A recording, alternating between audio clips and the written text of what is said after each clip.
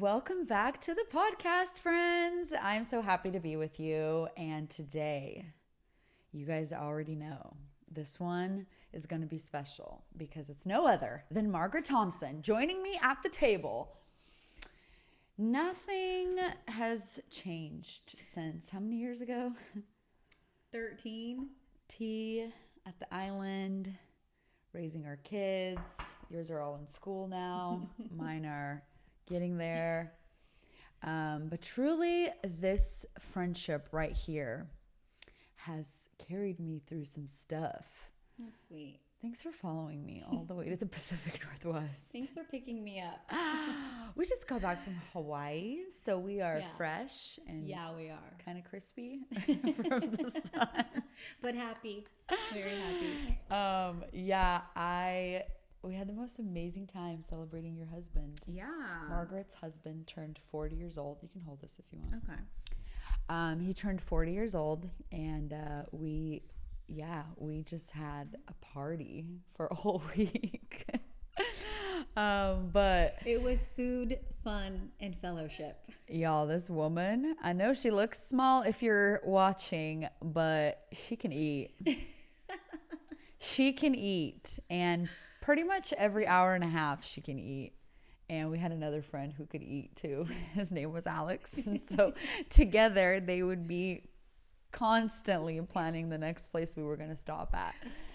But it was such a good time. And honestly, Margaret, it made me reflect just friendship and how many years it has been. And even when Brent was giving his little speech, because Brent is a man of few words, but when that man talks, everybody be listening because he's got wisdom. And it was so beautiful when he was sharing just, it's this idea of friendship that is so holy when you are at our age, right? We're like 38, almost 39. We're up there. But when you think of friendship, what comes to mind, and how do you define friendship? Because I know when someone says friends or friendship or bestie or best friend, and everybody has such a different perspective of what that looks like. I want to know what your definition is. Well, I think this is such a good question. I believe that friendship is just really knowing somebody in the good, in the bad, in the messy, knowing how to truly champion someone and really knowing how to back someone up. And it should evolve. I think the real friendships out there are when people are able to evolve together and really be with each other in different seasons of life, in the challenges. You really get to see who shows up. Yeah. And it's not just, if they show up, it's exactly when they show up.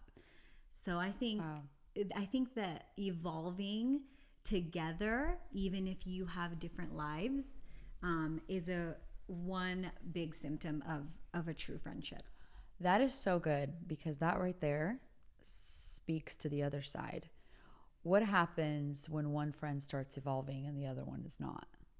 Yeah. Like when there's no growth, and you as someone that is evolving and growing, and then you have a friend that, they're just cool. They're cool in their comfort. They're cool in their whatever it is that they're choosing in life, maybe bad decisions that you're not supporting.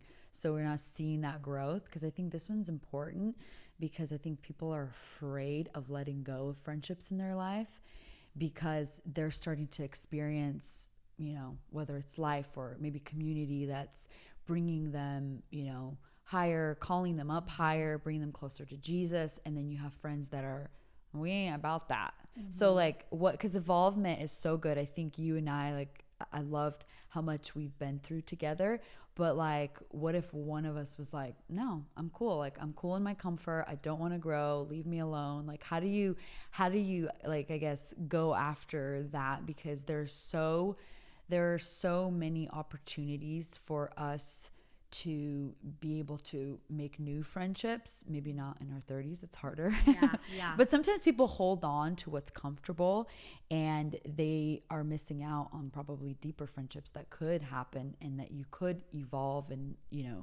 change and transform with, but you're not able to experience that or pick that up because you're still hanging on to the old.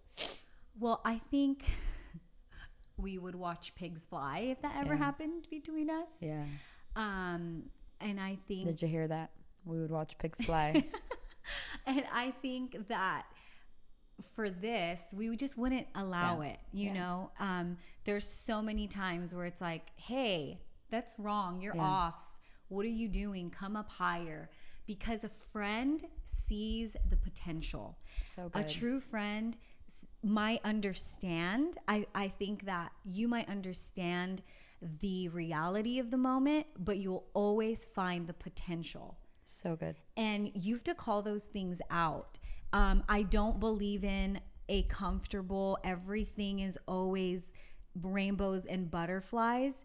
There's a lot of behind the scenes, a lot of conversations that we have that's like, I'm feeling off about this. I want to call you up higher in this. I believe in you. I champion you. And for me, I believe in friendship so much. Like even in my history and part of my stories, I'm a military kid. And so when you're in the military, a lot of people, if you don't relate, let me tell you something. As a military child, you're just expected. You move around a lot. And you move around a lot in some very formative years of your life.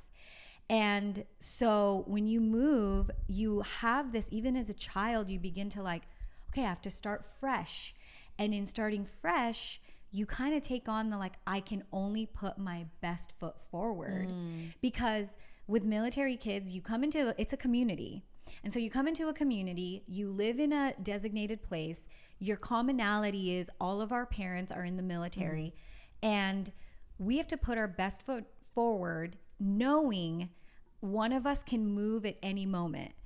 And with that, I think you get to kind of put on this habit of there's just no room to be messy. Everything just let's just be the best that we can because we don't know how much time we have. Like the military doesn't tell you, oh, you're here for 2 years and 3 months.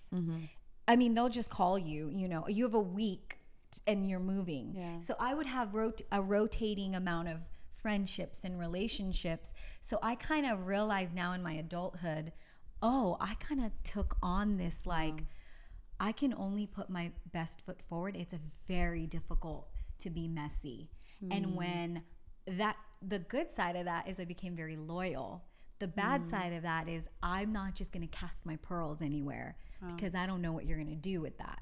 Because I don't want you leaving with the fact that you only saw the worst side of me and that's your last memory of me. Yeah. And so to answer that question, I feel like, what do you do with somebody who's in a friendship where you're like, man, I just don't see my other half who I care about so much kind of rising to the occasion? I would say first, evaluate the situation. Right. Don't just take every little thing as you're not good enough.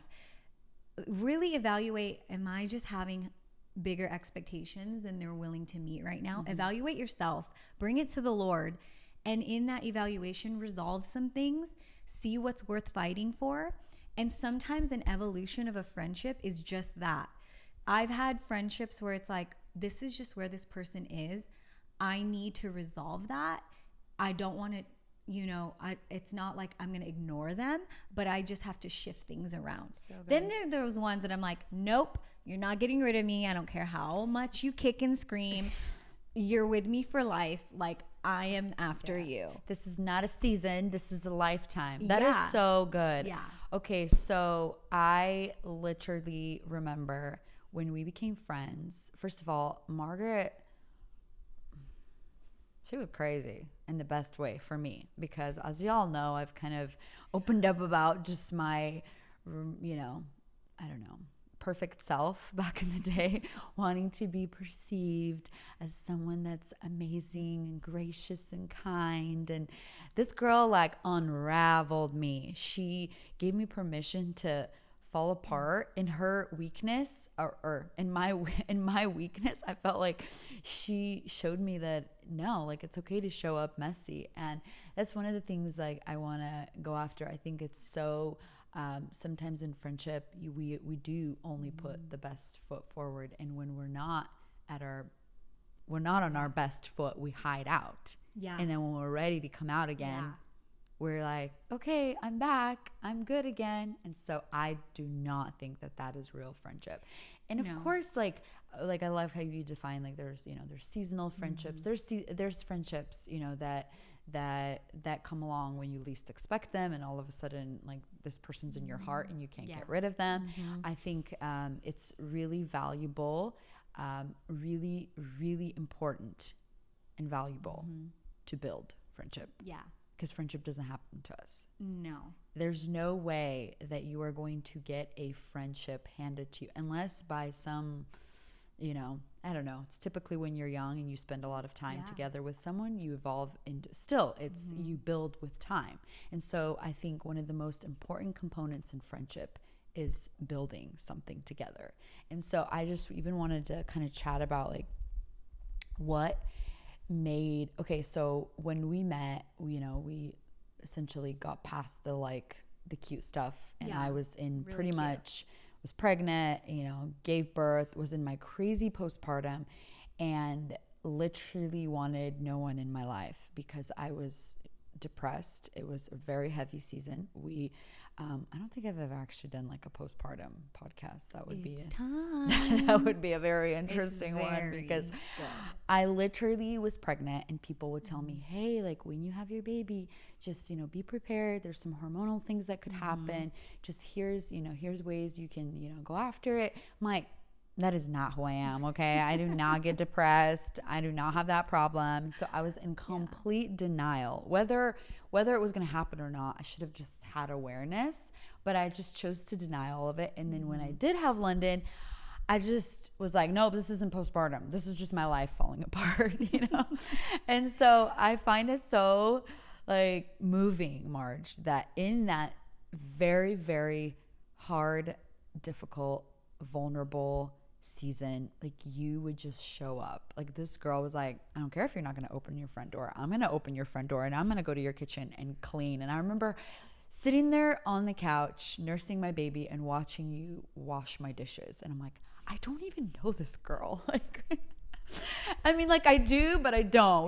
We haven't gotten that deep. But like, what was that? Like, how did you just show up? Because I find myself doing that right now with new moms. Yeah, because of that courage that you showed me, like, no, just break down the front door and like be there for, essentially we haven't really built up enough history back then, but you showed up in my hardest moments. Can you talk about what was going through your mind? Yeah, I think I want to even preface the fact that for anyone out there who's maybe coming into a new friendship, or that's something that you desire, or you're like, how do I make a friend? How do I be a friend? How do I make a friend? How do I bring longevity to my closest friends? I would have to say, for me, what was going on with me in that moment is I was just like, I'm new at this church, right? And I'm like, this girl is like, seems interesting. And I would want to get to know her because you know how I am. I'm like, you're going to be my friend. And I actually was just drawn to like wanting to make a community. And I have to say this, I never went in, and don't do this. Don't go in with like, no one's a project, I took you at face value. Up until I got close to you and built that history, I didn't know you had postpartum depression. I didn't know you were grieving your father. You're so right. I didn't know anything. Youth were like, in my broken days, I needed healing. But when you would present yourself to me, I just took, you might think it's fake, but I just took it at face value. I'm like, she's amazing. She's so sweet. She's so put together. I'm not. I'm a little messy. I'm a little edgy. I want some of that on me, and that's what's attracting me. I know in hindsight you were like, I was actually internally a big mess because there wasn't like trust, right? For you to open up. And I'm like, I just took you for who you were and believed you. And then as things started to kind of evolve, I'm like, wait a minute, that's not what you said. Or like, it's so true. I actually want to prick and poke, may I? And just like the Lord, you know, who's a gentleman, so just like the Holy Spirit who advocates for us. With any friendship, I just decide I'm going to take you at face value. I'm going to believe you until I see otherwise. And if I have that permission, love it. I'm going to go in on that, because that's what builds trust. I think it's so much worse when people go in. I didn't look at you like, look at that poor girl. She has postpartum depression. She needs me. Yeah. Like, come on.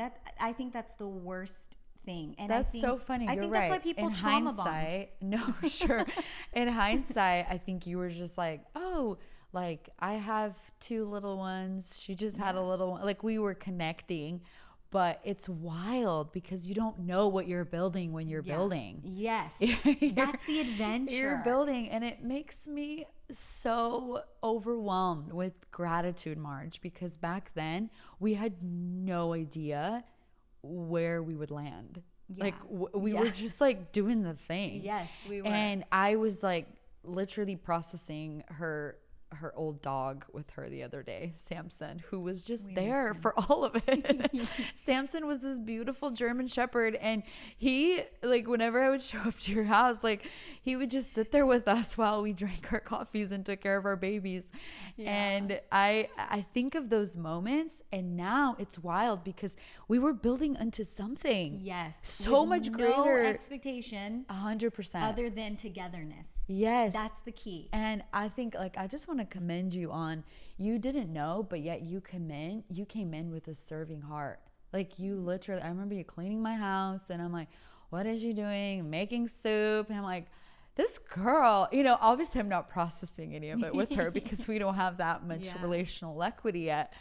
But in hindsight, there was so much going on in my mind as far as what you were doing. And I think for me, obviously, like I, you know, got married, left the community I knew my whole life. You know, my best friends were my cousins growing up. Like that was it. I didn't really have best friends outside of cousins until later on in life. And so when we, you know, transitioned to Seattle, then from Seattle to Dallas, from Dallas to Ventura, I was already like, okay, I know how to play the part. I know how to have essentially fake friendships because I wasn't going to open myself up enough because I'm like, I don't know how long you're going to be around. So I'm not going to, you know, I wasn't going to be willing, but you were. And I think when I say, you know, metaphorically, you broke down the door to my house, essentially you just showed me like loyalty and friendship. And you showed me this idea of like, hey, we are building something together rather than you have to be that friend for me that, and I think like that's what I love every time. Like there are moments when like it overwhelms me because I can show up at your house at my worst. I can just be in a moment, whether it's like, I don't know, like just anything internal. I'm like, Marge, I need prayer. I need you to speak truth. I need you to tell me like I'm better than this or whatever, whether it's like in our journey of transition here to like fostering pregnancies, whatever. Like I feel like you have just always been that safe place where I can unravel, and I just don't know that that's very common. I don't think that that's very common for people. And so I wanted to specifically like talk about this idea of friendship and it's allowing ourselves to be known at our worst, because I think that is one thing that has bonded us, like trauma bonds. but it was because we chose to do life together, not just be friends and go on cute coffee dates. No. And I think, you know, it's easy to be like, wow, you served me in that season, and that's my love language in the sense of that's how I show love. But I also want to say like, you served me as well. And that's the thing, when you understand each other's giftings and you see each other's potential. Okay, it might be at your house, I'll just show up and be like, okay, these dishes need to be done, and that's what I can do. But I know and this is what I want to get into. I know that on the Sunday mornings or during things that like your giftings are being poured out of you, I'm like, she's serving me, because on Sunday morning she's bringing the presence of God. And I feel like we can't like dismiss those things. They might be like churchy, but they're real. Like, and that's what I want to say too, is you can get familiar with one another. So good. Right? That's a big one. That's a really big one. You cannot become familiar with one another. And you apply this to the Lord. Do not get familiar with the Lord and his presence. I know that is such a message of your life, but part of that is like not becoming familiar with one another as well. The body, your friendships, your relationships, because you have to kind of take a step back and be like, oh, I'm seeing the seasons changing for my friend. I'm going to speak into that. I'm going to speak into that potential. And kind of just, we're on such different lifelines. I mean, I'm over here popping out babies, just boys. I'm in the throes of child rearing and what that is. Anastasia has an 8-year gap between her daughters. And I'm seeing her. There was so many moments. Let me be very vulnerable. There was so many moments where the enemy could have come in and be like, she's ahead of you. You know, I remember when No Longer Afraid song came out, and there was this thought that I didn't have the thought, but there was this thought about having the thought, if that's weird. Like, am I doing anything with my life? Like, look at my best friend. She's written this song. She's like, oh, the Lord is just doing all of this. And I'm over here just popping out babies and changing diapers and doing dishes and barely scraping by, even financially, with where my husband was. And I could have easily, quietly, secretly tucked myself away and had a comparison issue. Wow. But I decided to celebrate. Yeah, you did. And oh my gosh, that's so funny, because I literally last week pulled up some old photos from 2017 where Marge threw me this extravagant party. I'm like, it was just one song, Marge. But I was so proud. It came from like, what I celebrate, so I will also partake. Wow. And it actually launched me into this beautiful, I'm going to do this with everyone. I want to believe. And my motivational gift is actually exhortation. The very thing the enemy would want me to be a Debbie Downer about in life, I actually was like, no, I'm going to exhort. That I am an exhorter, and that's what I'm going to do. So powerful. And I just feel like, be real with yourself. If there's some comparison things there, I mean, let this be a testimony. She could have easily been like, she keeps having kids, and why isn't the Lord? She never did that. She was in my birth rooms, celebrating, bringing in life. More than babies flew out. Yeah, they sure did. No, that's so powerful, because you are absolutely right. There were days where I wanted to be on the same page, meaning I wanted to be in step with you and having the same season. I remember even as London started getting older, there was definitely insecurity there, because what do I do with my life now? Like, all I wanted to ever do was be a mom. And, you know, those things were getting confronted. And I remember watching you.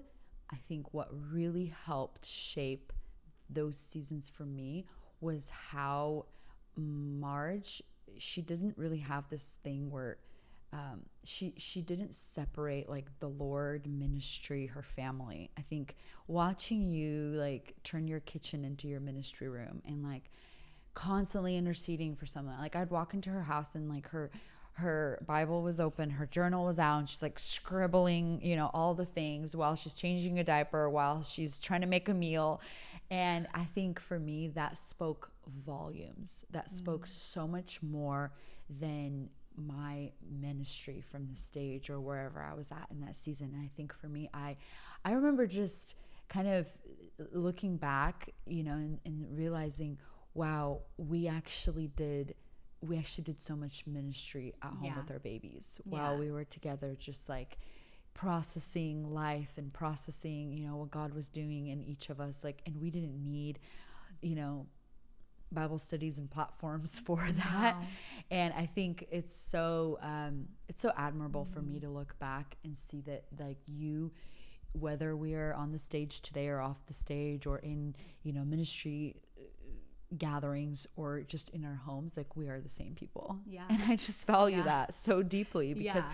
I know you and I know you just are not going to be different. No. And that's like, I think that is what shifted in me in that season where you showed up in my house and I was like, oh my gosh, like that postpartum journey actually turned into one of the best healing journeys of my life. And now piecing it together, I did not realize how much our friendship had, influence in that. And so I just want to say to anybody that's like, man, you're in the throes of life with, especially mamas and their babies. I think that's such an intricate season. And I said this one time, I think somewhere at a Q&A, but I remember when we were when I was in Bible school, and there was a sweet little woman named Jenny Riddle who came to speak at our Bible school, and not a lot of people even know her name, but there was a session that she did on songwriting with us, and she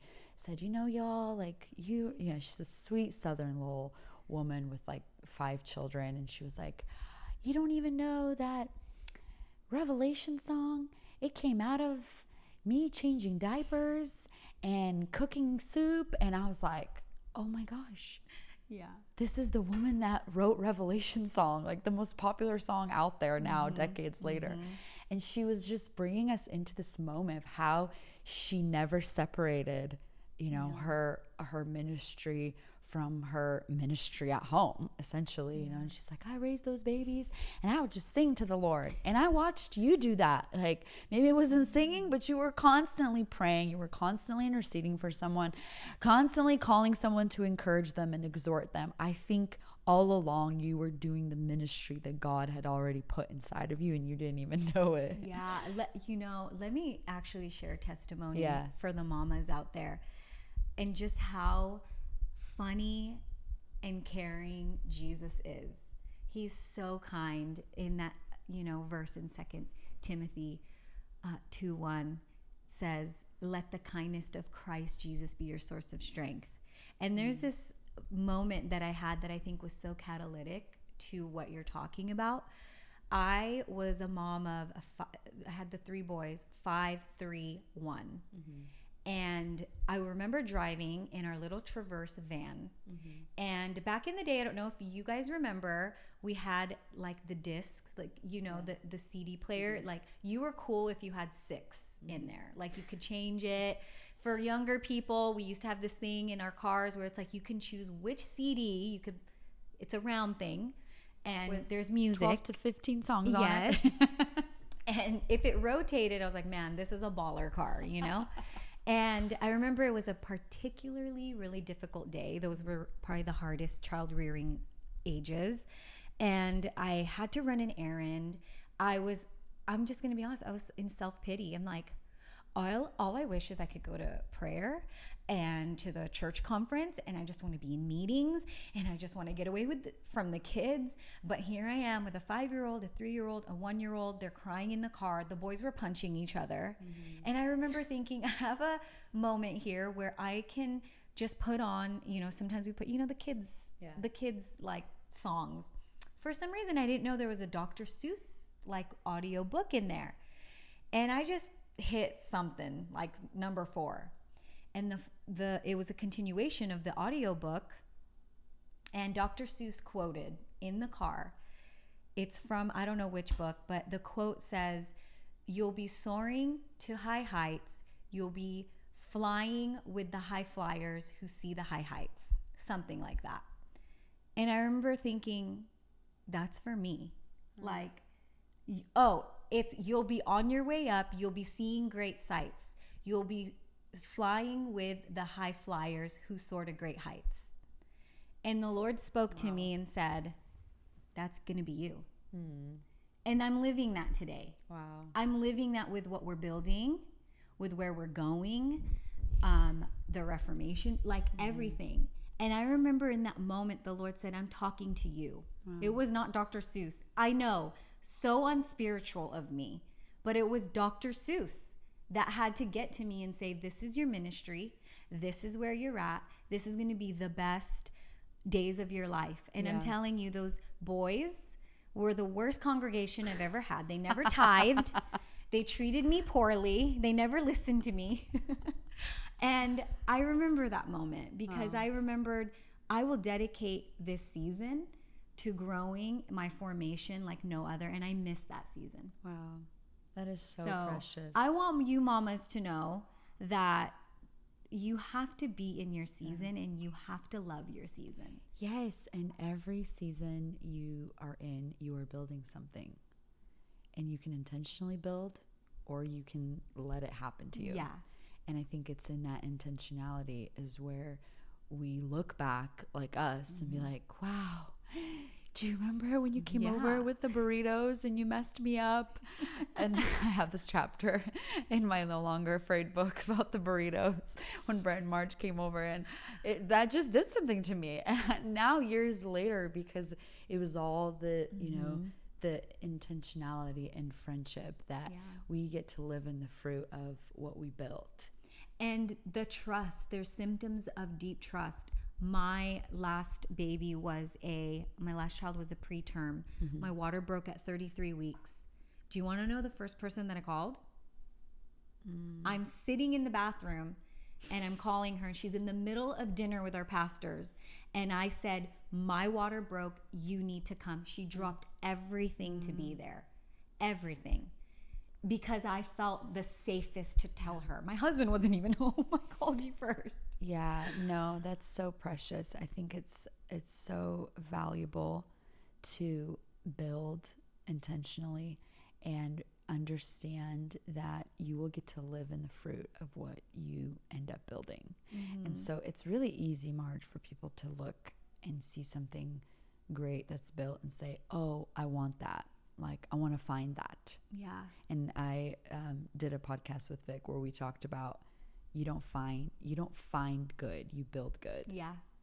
And so I think, to just encourage any people out there that are seeking true friendship. And even when we were, this was in our 20s when we were having, started having the babies and all that. But I think it was so valuable to be able to go deep when it was even like inconvenient and try to like make it deep and make it obviously you're not forcing anything, but when you show up, I think it's showing up. And so I think not enough of us show up, and it's like when we do show up, we want it to be handed to us. And I think showing up looked so different. I remember getting a phone call even with your youngest, and you were, in the hospital already, but I just remember driving and being like, oh, like it was such a gift to be there for a friend, and such a gift for us to build so deep that we actually have that equity with, with our friendships. And so, I think, I guess maybe one more thing that I wanted to share is like for anybody that's maybe building friendship in their 30s, I think you're so good at this because you adopt people in your heart so quick when you get to know someone, and it's like she's always coming to me, you should meet so-and-so. They're so amazing. They're this is like, she knows everything about them. Like, for those people that are, maybe in like an older age where they don't know how to build friendship, like what are, great ways that you do that so effortlessly and you've taught me. Share some of those things that you. I think number one, like I said before earlier, no one's a project. Yeah.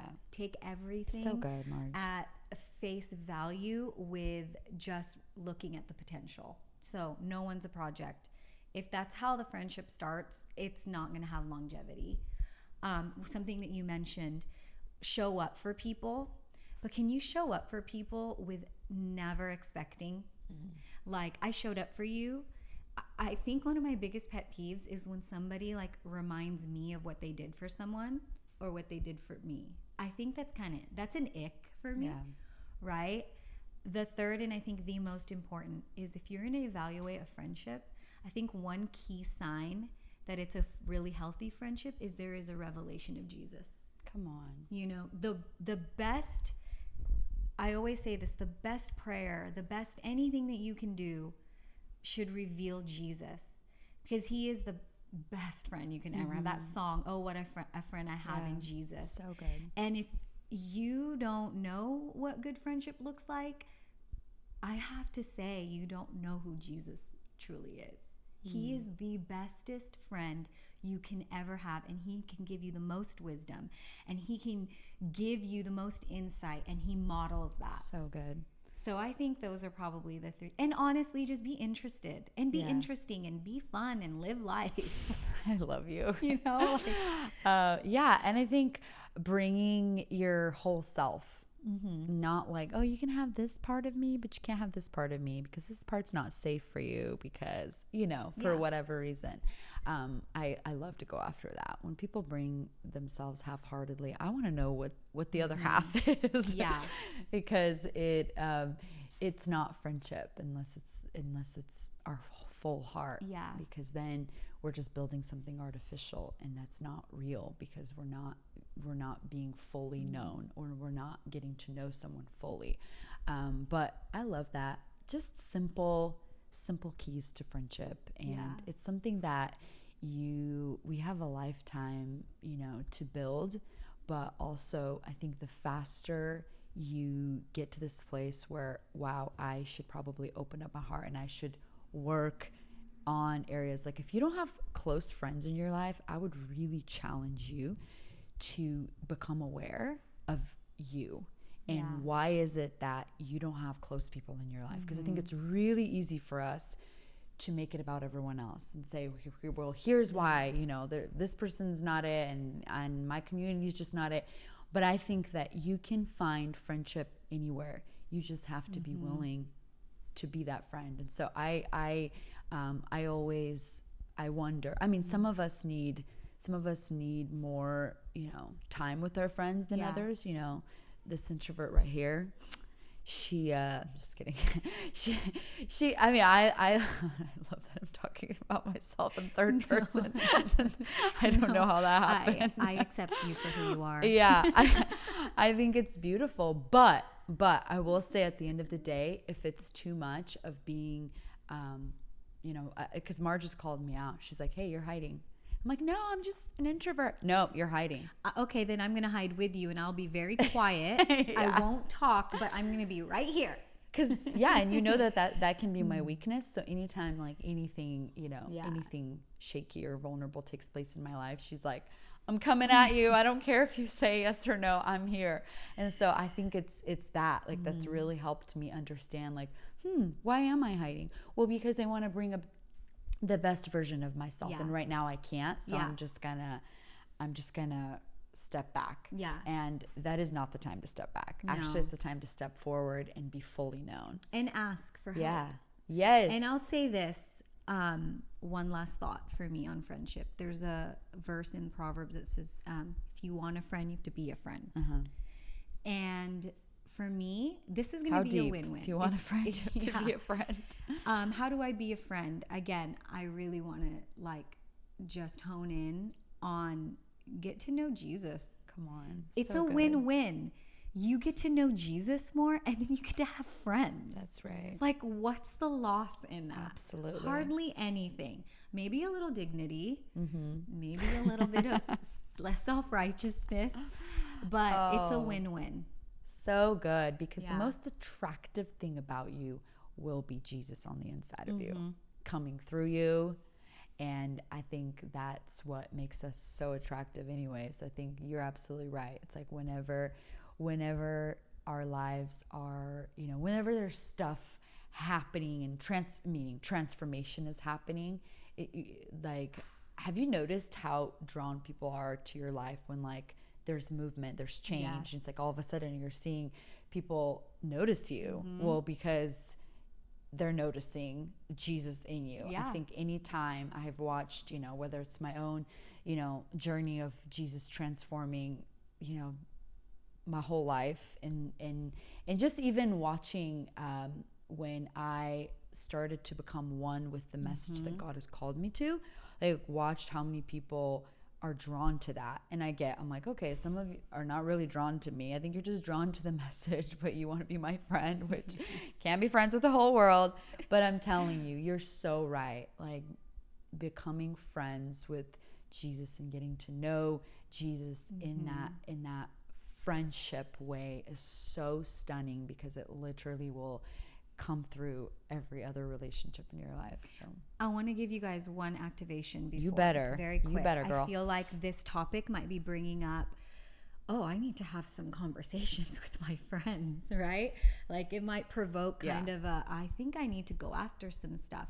I think I want to give you a practical way to start that conversation. It's very intimidating. To this day, sometimes when I have to bring something up, I'm like, oh, I don't want to have this conversation. But maybe, all of them, all the things. But I want to say maybe this has probably brought up like, there's a conversation that's long overdue. How do I begin? I want to give you a very practical activation. I think my 3 things that I gave earlier, I think you need to sit down with your friend or your friends and you need to just say, hey, I want to bring something up. I think the dynamics with this, or this, et cetera, is not really revealing the nature of Jesus, the countenance, his character. Can we go after that? And I think that might open up a bigger conversation that would be safe, honest, and vulnerable. So if you're listening and you're like, that's cool, loved hearing about your friendship, I loved your thoughts, how can I practically apply it? Because I need to have conversations now. Start with that. Say, I'm noticing in this dynamic, the revelation of Jesus is lacking in this area. What do we think about that? Do we want to raise the standard, or are we happy here, and why? So good. Right? I love that. And I love that when you avoid the hard conversations, you are missing out on intimacy. But when you choose to have hard conversations in friendship, you get to relish in intimacy afterwards. Because at the end of the day, if there's a friendship that's not going to be, broken down by things, then get real, get in a room. It's okay that it gets messy. Get to the root, get to the bottom of it, because the intimacy that follows is stunning. It's such a gift because you're able, even like, I don't know, whether it's in our friendship, you, me, Brent, and Vic, like we've had like where we've had to like sit down and just go after some stuff. So much gold. Because the hard conversations will lead to a place of intimacy. And if they don't, maybe that's not true friendship. And maybe someone needs, time. I know that can be an issue for some people. Maybe there's like a fear of rejection and, but I would say if it's a friend worth pursuing, pursue. Exactly. And get to that place of honesty and to that place where you can actually have you can go through the hard moments just as you go through the most amazing moments. But I think we should end with giving them something so imperfect. Let's go. About maybe they're like, yeah, right. It's easy for you guys to say, or you guys have the perfect friendship. Maybe we can give an example of one of our fights. I don't know. Do we fight? Yeah, all the time. We do. Just kidding. I can't call it a fight because it's like that's so dumb, Marge. Why would you say that? Or I'll be like, rude. Somebody asked us on our Hawaii trip, names will not be named, what's the worst thing what's the worst thing you don't like about Anastasia? And Anastasia, what's the worst thing you don't like about Marge? We're like, oh. I'm like, well, I don't like that she's on her phone because when I'm talking to her, somebody else said, well, she does that to me too. I'm like, I don't care if she does it to you. I don't want her to do it to me. Should I expose Marge's? Yeah, expose me. Okay, I was like, I don't like when she's telling me she's on her way to pick me up, but really she's doing her makeup in her bathroom. I'm like, lies. 10 minutes later, it's still another 10 minutes and then another 10 minutes. And you know what? We're working on that. It's true. So we want to give you, honestly, it happens to the best. Yeah, because I get way too familiar with her. So I just get on my phone when I'm with her. And I am growing. Did you notice yesterday? I didn't even pick up my phone. But you know what, too? I'm not afraid to text Stasia if she doesn't text me back. Care about me. Yeah. I do exist, Hello. I will blow her up. and be like, who do you think you are? I am calling you. Oh, that is so much fun. Y'all, So- thank you for joining us today. Marge, do you have any last words? I think that was it. Okay. We're going to confront each other after this. Stick around for part 2. Because, intimacy's on the other side of confrontation. So go have the hard conversations. Yes. Go enjoy life with your friends. Yes. And make sure you are building friendship constantly. And fall in love with Jesus more. That's Please. right. He's the Come best. on. I love that. So good. And honestly, some of you, man, y'all just need to build friendship with your spouses. Amen. Because we just are, sometimes we like our friendships with our girlfriends, but we don't build enough friendship with our spouses. Yeah. And there is that piece too, friends. That's going to be on another day. Another podcast. Maybe we should bring our husbands Brent to that should one. be on that. Yeah. I can't be exposed. That's so funny.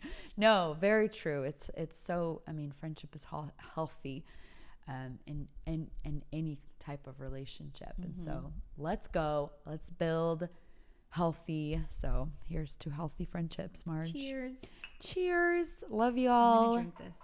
See you next time on No Longer Afraid.